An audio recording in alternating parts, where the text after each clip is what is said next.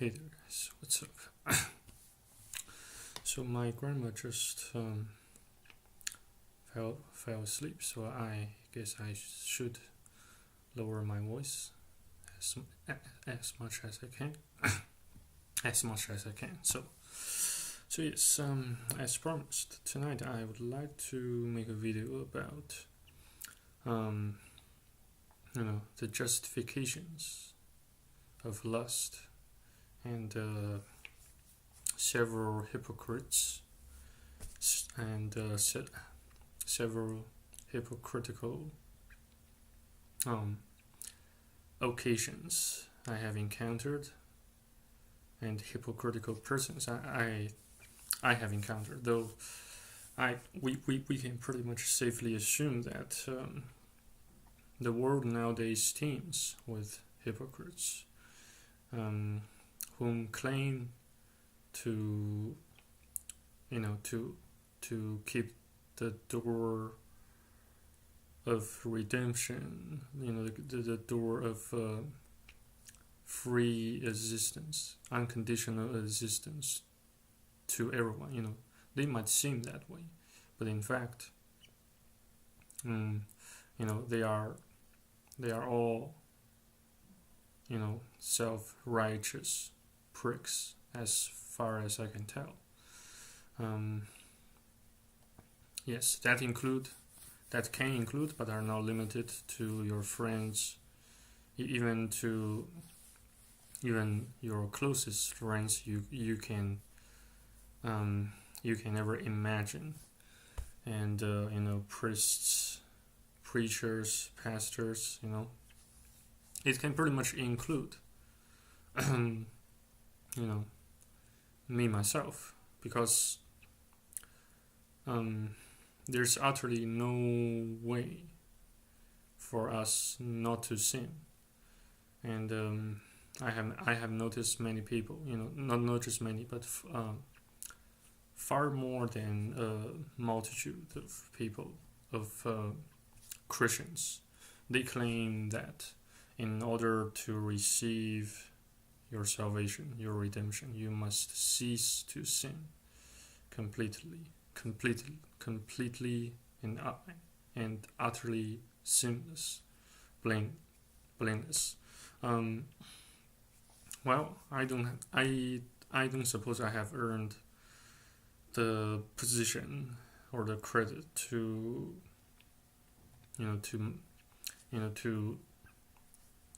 comment on such matter.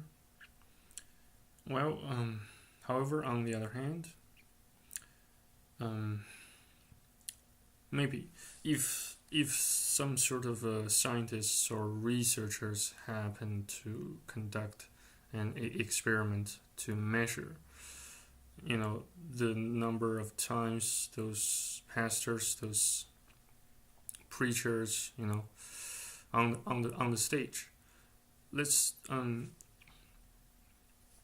try to imagine if if some sort of researchers or scientists happen to conduct an experiment to measure the number of times of sinning.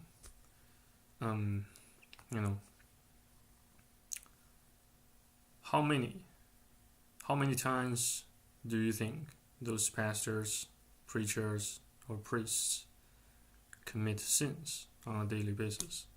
Especially when it comes to lust, people will usually tend to perceive lust as something wicked, something something that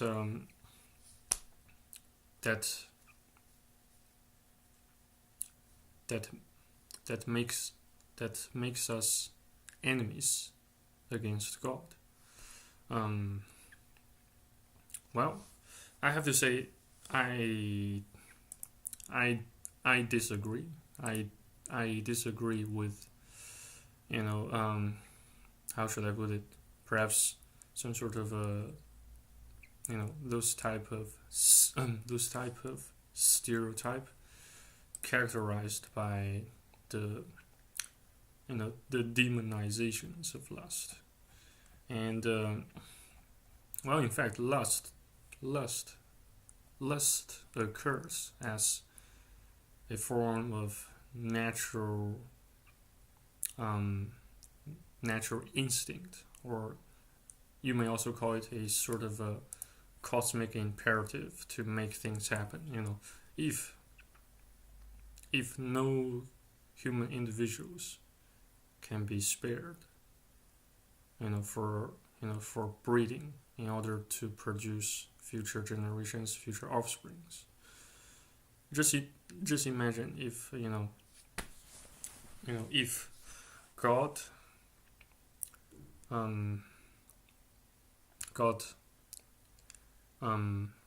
God has to neutralize all sorts of sinning, all sorts of sinful behaviors, all sorts of sinners, then his plans will utterly fail, in fact. And I have prayed for quite plenty of times in regards to issues with sinning, in regards to issues with lust, with taking control of lust, how to actually suppress and control lust. But I have to admit, most of the times it fails. It pretty much always fails. Therefore,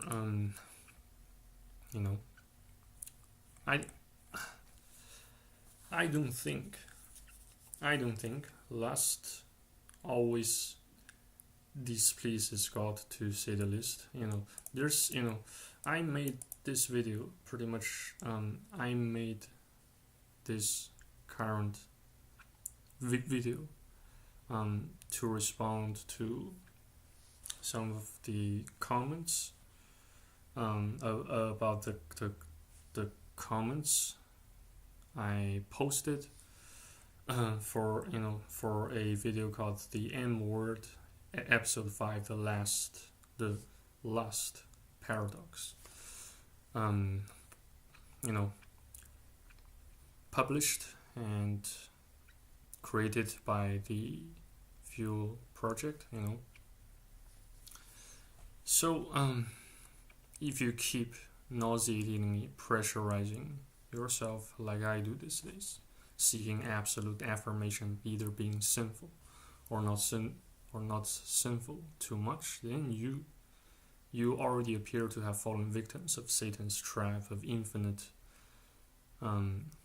sense of guilt as well.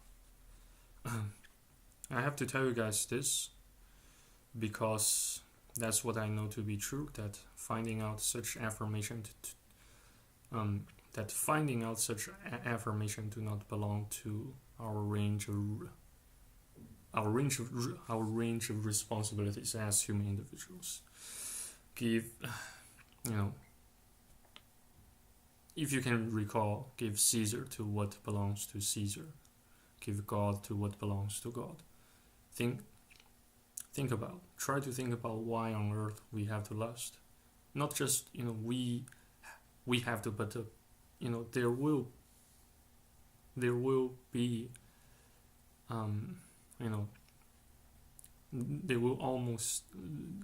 there will be definitely many occasions where we have to lust, because God designed to make us so. I perceive lust as a biological drive or cosmic imperative. Like I said, therefore lust itself should be at least entirely neutral, if not utterly natural. It's just lasting after people other than your spouse, your legitimate sexual partner, poses problems or constitutes sins. If you do choose to see God as someone utterly uncompromising, then why he incarnated himself as the Lord Jesus in human form, coming down from heaven to redeem us sinners?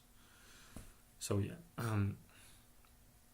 and because we cannot overcome sin on our own, nor can we earn salvation by abiding by God's commandments, by solely abiding by God's commandments. People,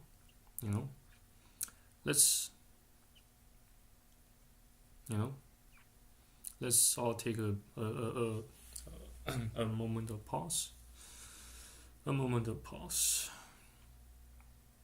to examine our hearts. Do we not all, at least somewhat to a certain degree, enjoy sinning while we commit? Can you utterly guarantee you will stop enjoying sinning completely even after submitting yourself to Jesus Christ? Do you claim you can then? If you claim you can, then you did nothing but deceiving yourself with nonsense, trying to save yourself with good works and compliance with the commandments, which is utterly wrong and false. So yeah. Well, I don't care what you guys think of my opinions and interpretations about the Bible, because there are plenty of examples of sex outside marriage which God perceived to be righteous and compliant with His commandments. Well, in fact, there's a how should I put it? A case study that exists in the book of Genesis, the Old Testament. It's the story that happened between Judah and his daughter-in-law. Basically, his daughter-in-law had committed incest with her father-in-law, to continue, in order to continue and perpetuate Abraham's generations, and well, I'm gonna have to spare you the details of those academic disputes on such biblical case study, but nevertheless, I will leave you guys to ponder about such case study, Judah and Tamar. So yeah, and always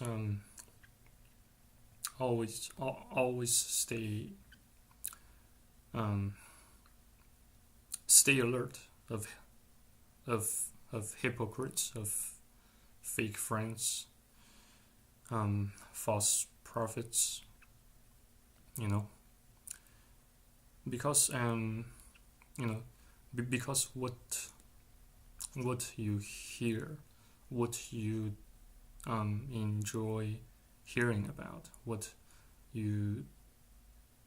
whom you choose to make friends with, will utterly determine your fate, your life patterns and paths, and it also ultimately determines the degree of your well-being, the degree or the extent of how far you can make yourself reach during your lifetimes.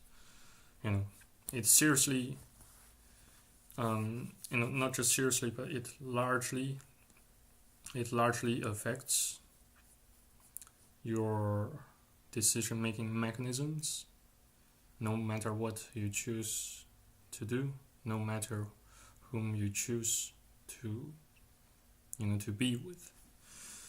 So yeah, I suppose I have wasted enough of your guys' time. So if you do happen to enjoy this video, please feel free to share it. You can also feel free to speak your mind by posting your comments, your thoughts, your criticisms below this video clip. I look forward to eventually meeting up with some of you guys in the real world, in the system we are currently residing in, which we call the Matrix. So thank you again for watching and listening. Stay tuned, stay blessed, stay faithful, and I shall see you on the next video on YouTube. Bye bye. Cheers.